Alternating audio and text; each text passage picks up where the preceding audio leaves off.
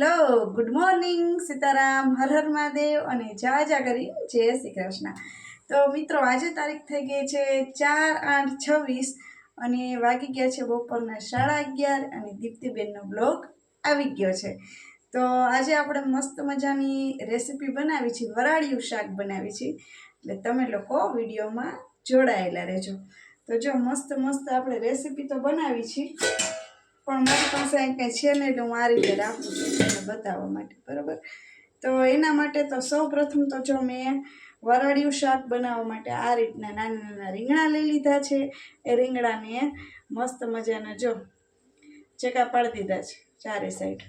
બટેકા પણ નાની સાઈઝના લઈ લીધા છે, મરચું લઈ લીધું છે અને મસ્ત મજાનું જો રાઉન્ડ શેપમાં ટામેટું કટિંગ કરી લીધું છે।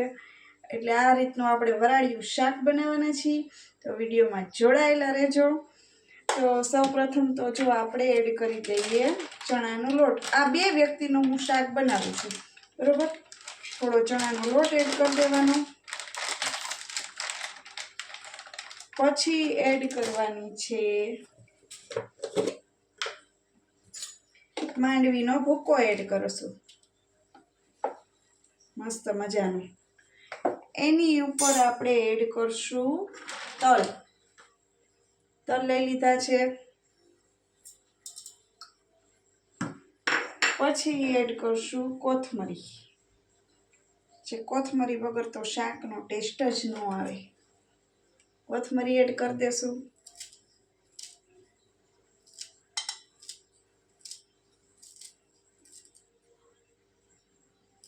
ડાળખા નાખીએ તો ડાળખાનો ટેસ્ટ મસ્ત આવે। અને તમારા ઘરમાં શું કહેવાય, અત્યારે તો ચોમાસાની સિઝન ચાલુ છે એટલે ગાંઠિયા હોય કે પછી સેવ હોય કે ચવાણું હોય એ હવાઈ ગયું હોય તો એ જાવા નહીં દેવાનું। આવી રીતે શું કહેવાય એનો ભૂકો કરીને ભરેલા શાકમાં યુઝ કરી નાખવાનું, જાવા નહીં દેવાનું। આ તો ખાલી જસ્ટ તમને કહું છું। અને આપણે અત્યારે ચવાણુંની આમાં એડ હું નથી કરતી, સિંગદાણાનો ભૂકો અને લોટને એ જ એડ કરું છું। સ્વાદ અનુસાર મીઠું એડ કરવાનું છે,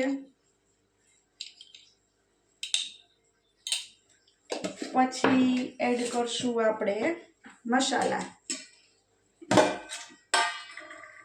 હલ્દી પાવડર અને ચટણી, થોડુંક આખું જીરું પણ આમાં એડ કરશું આપણે। ધનિયા પાવડર તો કાઢવાનું છે પણ આમાં થોડોક પડ્યો એ એડ કરી દઈએ, બાકી બરણીમાં પડ્યો છે કાઢવાનો છે। ચાલો હવે એડ કરશું આપણે લસણની ચટણી મસ્ત મજાની। જેટલું તીખું ખાતા હોય ઘરમાં એ મુજબ મસ્ત મજાનું શાક બનાવી છે।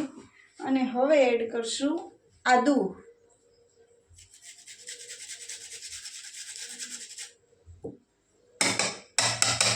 આ બધી વસ્તુ જેટલું સ્વાદ અનુસાર તમે તીખું ને એવું ઘરમાં ખાતા હોય એ પ્રમાણે એડ કરવાનું છે। લીંબુનો રસ થોડો એડ કરી દેશું। મસ્ત મજાનું વરાળિયું શાક બનાવી છે, તમે લોકો પણ વિડીયોમાં જોડાયેલા રહેજો અને બનાવજો પછી શાક મસ્ત મજાનું। લીંબુનો રસ એડ કરી દઈએ,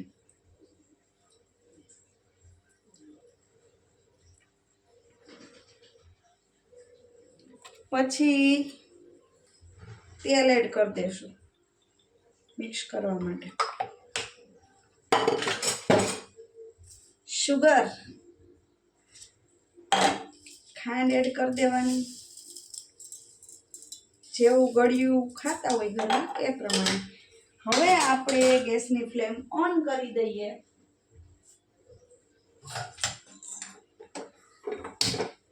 અહીંથી દેખાય છે ને તો અહીંયા લઈ લો નહીં, ચાલો હવે મૂકી દઈએ પાણી।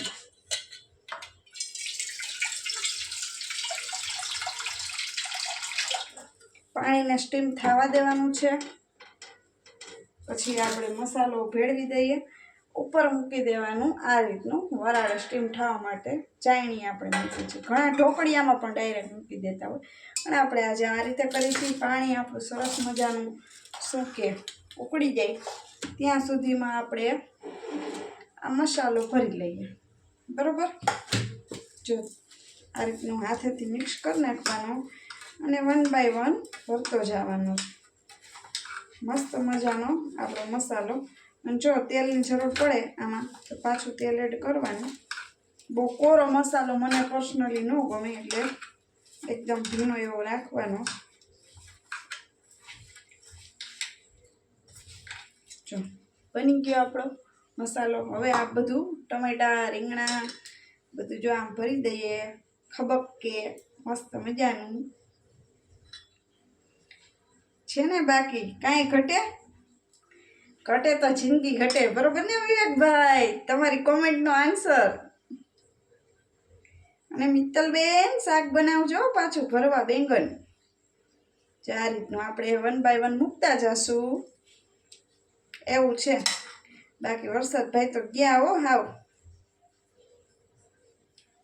અને આપણે અત્યારે કામ ચાલુ છે, હજી ઘરમાં બધું મશીન ચાલુ છે. આ રીતના 1 બાય 1 મૂકતા જઈએ એવું છે. શું કે બાકી કોમેન્ટમાં જણાવજો.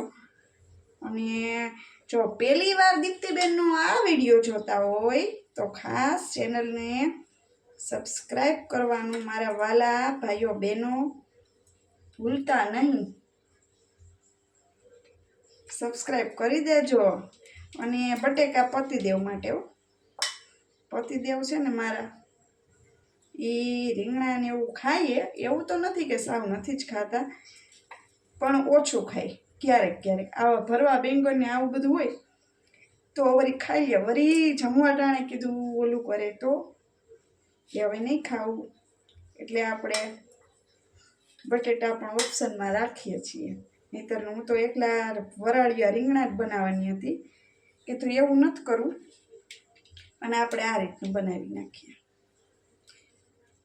તો 1 બાય 1 ભરી લઈએ. મરચાં ભરી લઈએ. મરચાં. આ મરચું તો સ્પેશિયલ મારા માટે મને ભાવે, પતિદેવને ન ભાવે. પતિદેવને આવું ન ભાવે મરચાં ને એવું. એ આપણા માટે.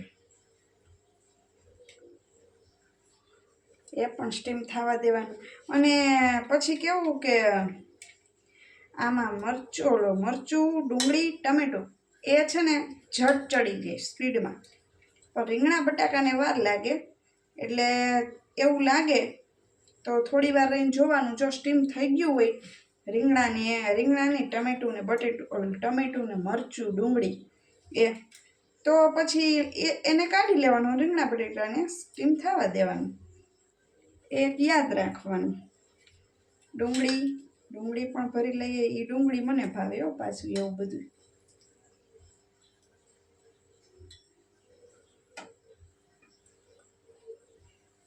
ટમેટું હવે મૂકી દઈએ. જો ભરાઈ ગઈ ને આપણી પ્લેટ. રીંગણા પ્રમાણ મેં વધારે રાખ્યું છે, મને ભાવે એટલે. ચાલો હવે પાછું શું કહેવાય, થોડી વાર પછી મળશું. ભરી જ લો આટલું.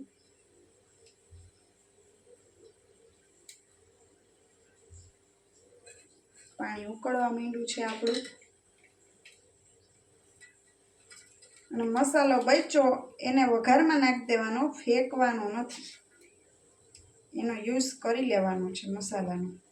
જો આ રીતે આપણું બધું 1 બાય 1 ભરી લીધું છે. તમને લોકોને બતાવી દીધું.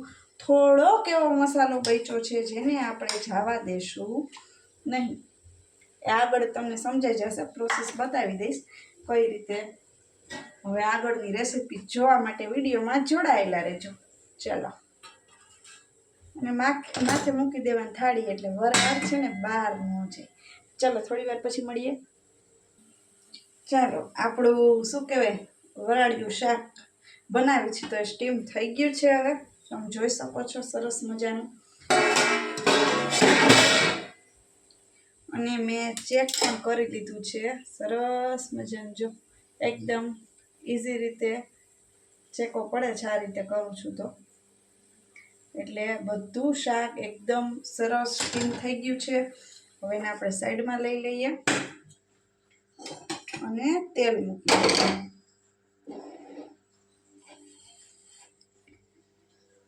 તેલ 2 પાવડા એડ કરીશ.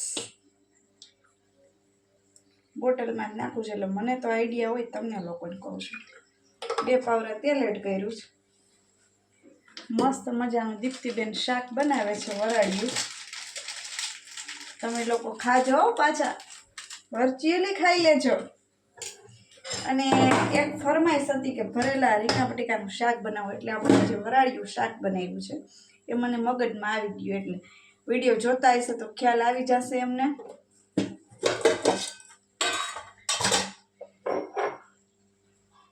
અને સાઈડમાં આપણે બનાવવાની છે રોટલી. એટલે રોટલીનો શું કહેવાય, લોટ એ બંધાઈ ગયો છે. એક બાજરાનો રોટલો બનાવીશ મારા માટે, અને બાકી રોટલીનો લોટ જો એ બંધાઈને રેડી થઈ ગયો છે. સરસ મજાનો જોઈ શકો. એક સાઈડ નાની નાની ફુલકા રોટલી પતિદેવ માટે બનાવી નાખીએ. તો સૌ પ્રથમ તો આપણે જીરું એડ કરી દેશું. પેલા તેલ આવવા દઈએ એકદમ સરસ મજાનું. કેમ કે આ સાઈડ હું કેમેરો રાખું ને એટલે આ નાનો ગેસ છે, આ મોટો છે. વળી સરખું ન દેખાય તો. અને આપણો ટ્રાયપોડ ઓન ધ વે છે, આપણે મગવી લીધો છે ઓનલાઈન, એટલે આવી જાય પછી તો કાંઈ બહુ પ્રશ્ન રહેશે નહીં. અને આ રીતે જૂના ટ્રાયપોડમાં જો સામે વ્યવસ્થિત સેટ કરી દીધું છે કેમેરો. તો જો પેલા જીરું એડ કરી દઈએ, પછી રાઈ એડ કરી દઈએ,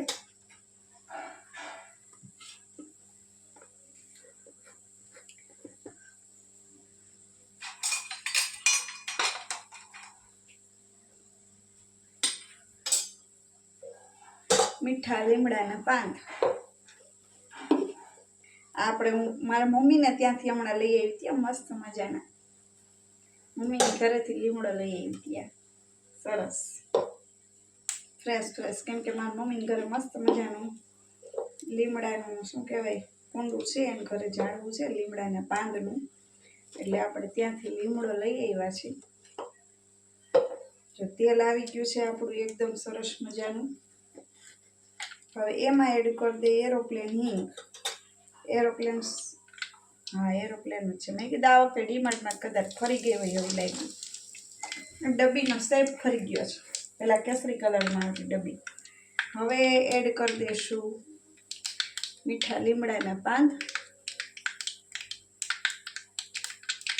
સરસ મજાની જીરું અને હિંગ એડ કરી દીધું છે. આમાં કાંઈ ખડા મસાલાની જરૂર હોય નહીં.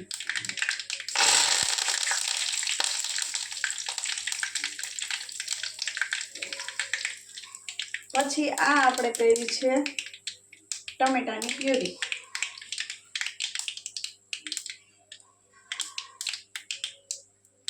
ટમેટાની પ્યુરી એડ કરી દઈશું. હવે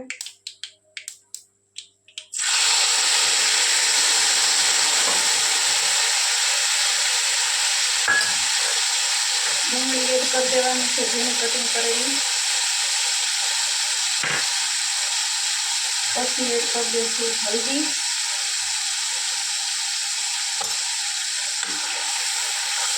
બેસવા નહીં દેવાનું છે ટમેટાની પ્યુરીને. ગેસની ફ્લેમ થોડી ધીમી કરી નાખવાની.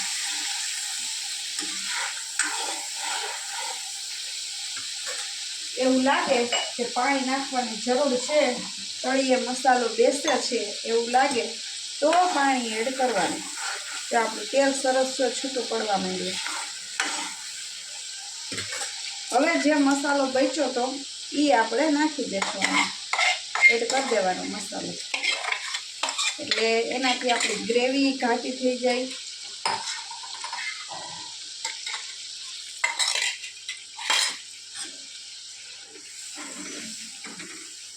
આવા માંડું ને તેલ ઉપર જો સરસ મજાનું.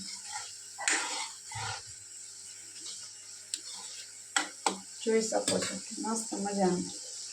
પછી જેવું તીખું ઘરમાં ખાતા હોય એ પ્રમાણે એડ કરવાનું.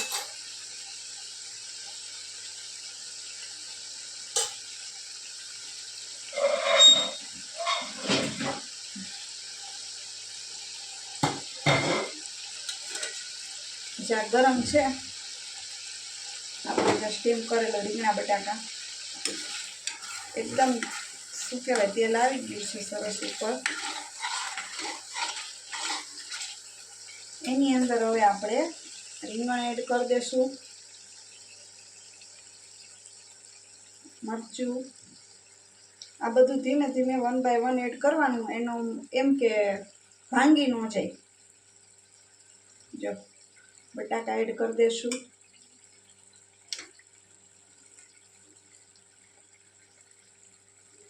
ડુંગળી એડ કરી દઈશું. ટમાટર એ પણ એડ કરી દઈશું. જો સરસ મજાનું. હવે એવું લાગે કે પાણીની જરૂર છે તો પાણી એડ કરવાનું અને આ રીતે હલાવવાનું છે એટલે ભાંગી ન જાય.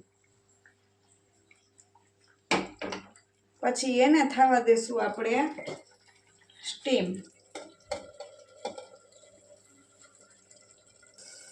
જો આપણું શાક બનીને રેડી થઈ ગયું છે. ગેસની ફ્લેમ પહેલાં તો બંધ કરી દઈએ. તમે જોઈ શકો છો સરસ મજાનું એકદમ તેલ ઉપર આવી ગયું, છૂટું પડી ગયું તેલ. થોડી કોથમરી એડ કરી દઈએ.